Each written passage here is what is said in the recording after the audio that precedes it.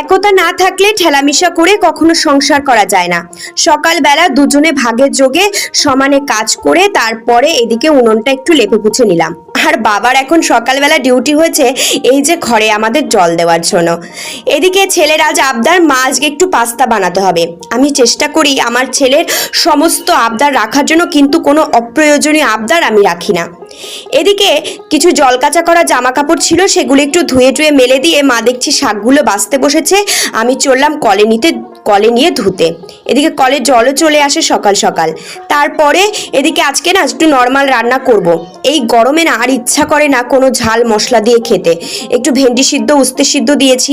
আমি আবার ভেন্ডি ভাজাটা পছন্দ করি না, ছেলে ভীষণ ভালোবাসে ভেন্ডি ভাজাটা, তার জন্য একটু ভেন্ডি ভাজা করেছি। সাথে না ওই যে শাকটা ভাজা করব। আর এদিকে দেখো একটু বেগুনও কুটে নিয়েছি। ভাবলাম শুধু একদম প্লেন হয়ে যাবে, একটু বেগুন ভাজা করি। ম্যাডাম পড়াতে এসছে, ম্যাডামকে একটু